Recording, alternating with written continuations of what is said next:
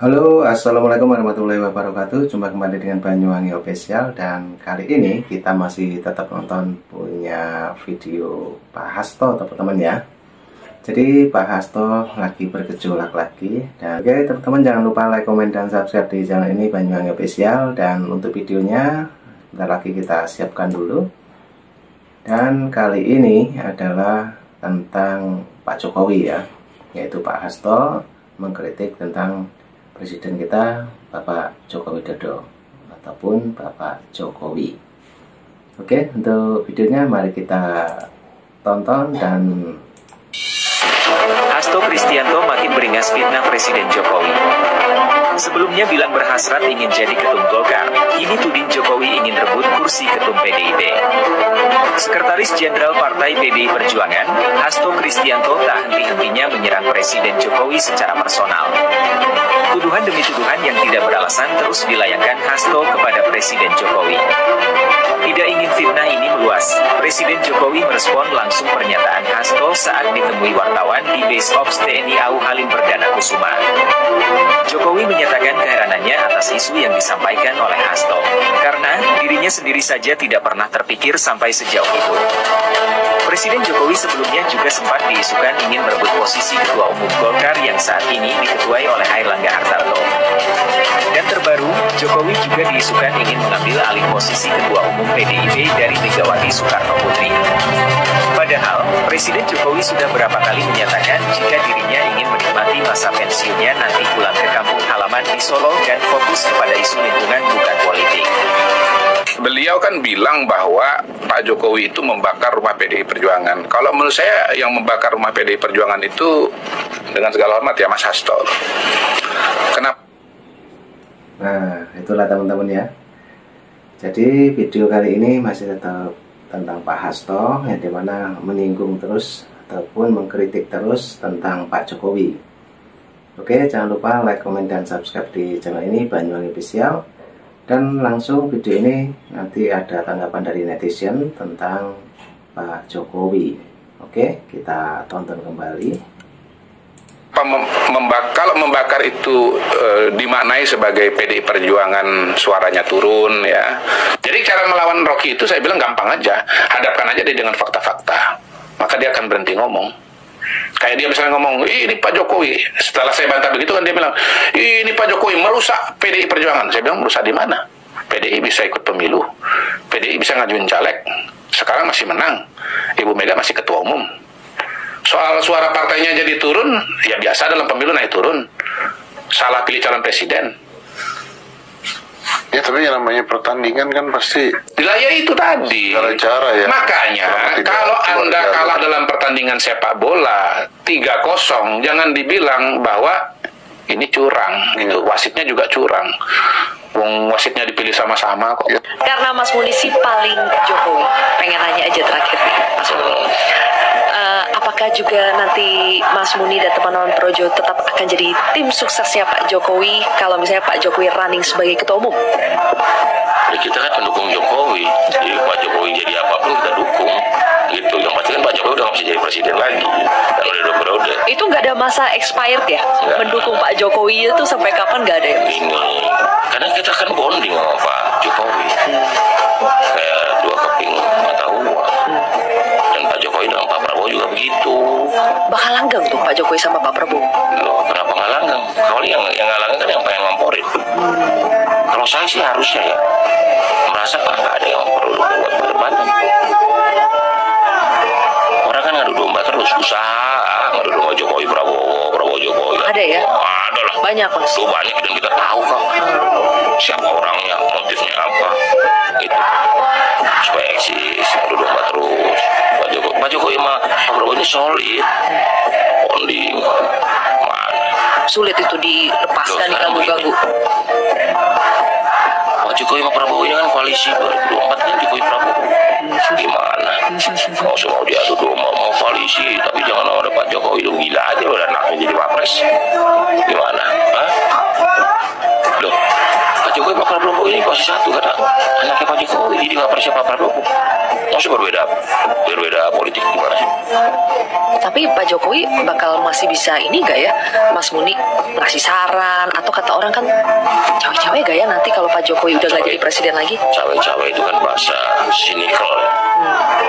Terus sekarang gini, demokrasi ini kan mensyaratkan setiap warga negara boleh berpartisipasi, berpendapat, bersuara. Nah orang mantan presiden maksud berpendapat nggak boleh.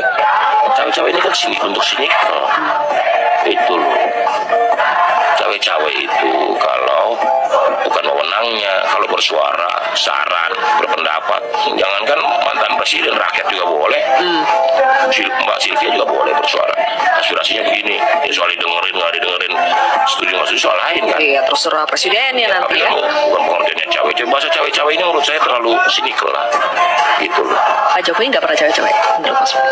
Kalau dia nggak diminta pendapat, dia nggak mau berpendapat. Terus kan orang berpendapat bisa diminta pendapat, bisa dia ingin ini, jangan-jangan yang apa cerita cawe-cawe, pengen cawe-cawe tapi nggak mampu. Belum pernah ada masa selama 7 presiden ada seorang pemimpin mendapatkan kedaulatan sebesar Pak Jokowi. Nah, itulah teman-teman ya. Jadi kali ini tentang Pak Jokowi, dan ini sepertinya ada para netizen yang mengomentari tentang Pak Jokowi ya. Kita dengarkan dulu. Dan apabila nanti teman-teman punya komentar juga boleh ditulis di kolom komentar saya. Dan untuk videonya mari kita tonton kembali. Jokowi memang jenius.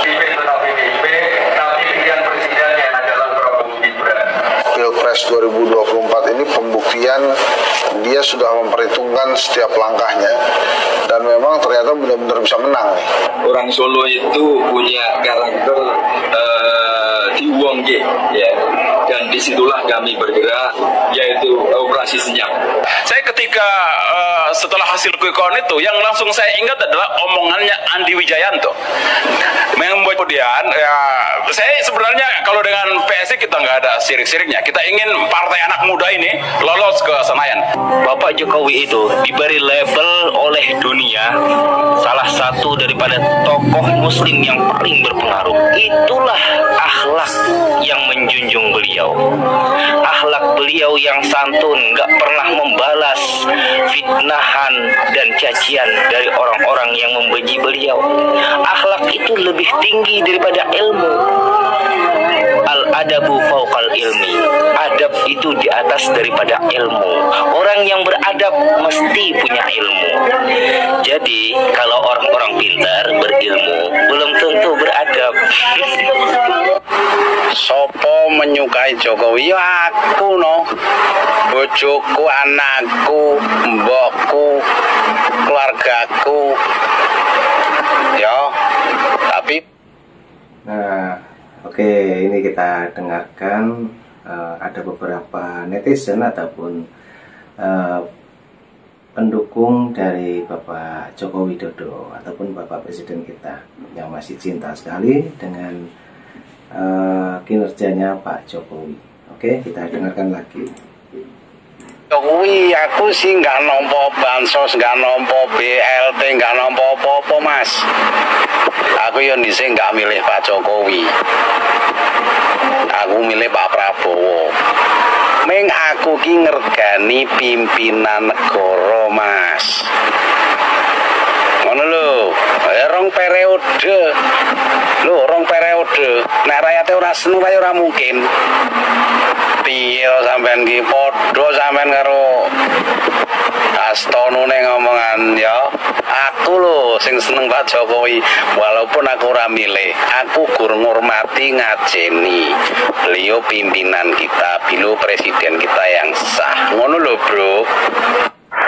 Baru sekarang aku ngerasain adanya presiden Indonesia. Kalau dulu adanya presiden Jawa. Kenapa aku bilang kayak gitu? Karena dulu proses pembangunan tuh cuman fokusnya ke Jawa lagi. Selain Jawa itu dianaktirikan. Dan ini fakta guys.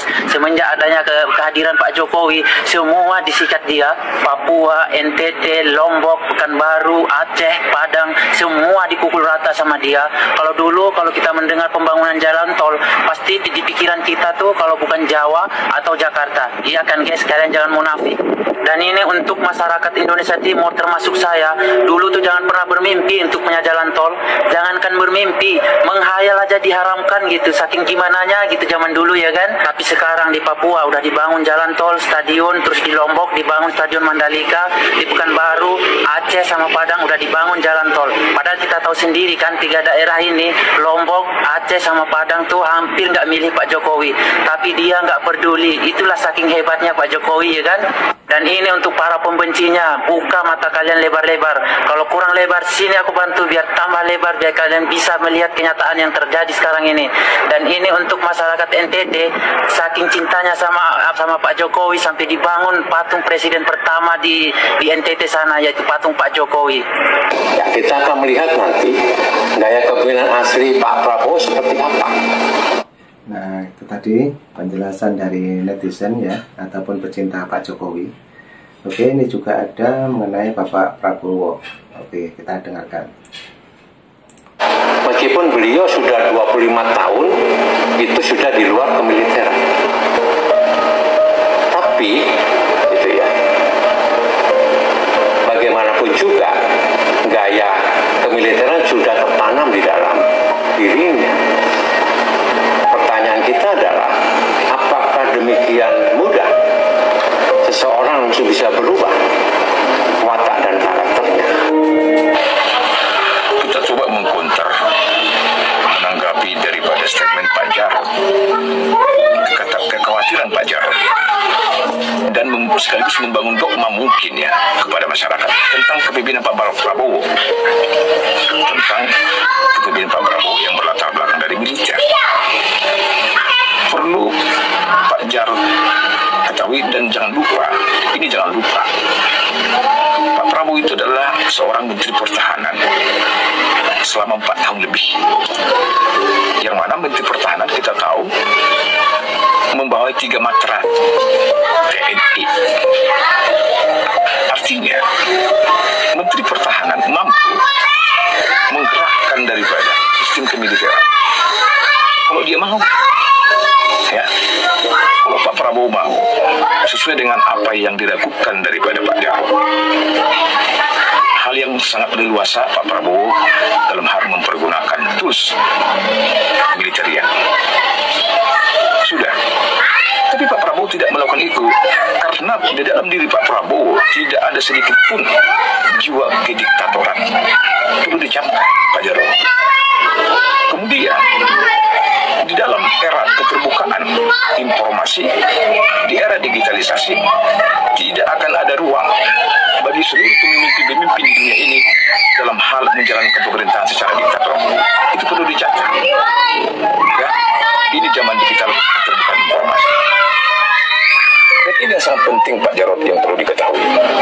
Negara sebesar Republik Indonesia sudah saatnya dipimpin oleh seorang nasionalis patriotis dan pernah lulus menjalani pendidikan Lemhanas, Lembaga Ketahanan Nasional, dan itu ada dalam diri Pak Prabowo. Kenapa harus lulus Lemhanas? Ya, agar paham tujuan bernegara. Terima kasih, Senopati 08. Saya itu masih jadi presiden sampai masih 6 bulan lagi. Tapi masih presiden.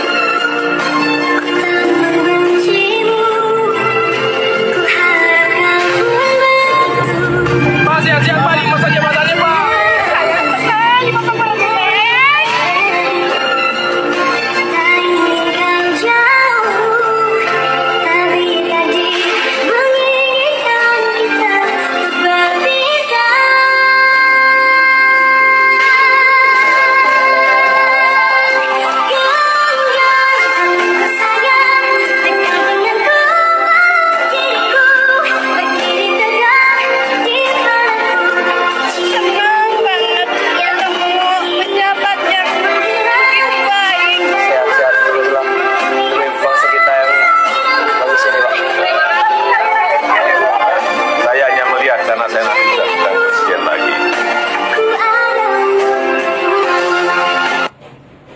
Nah, oke, teman-teman, videonya sudah habis. Itulah tadi tentang Pak Jokowi.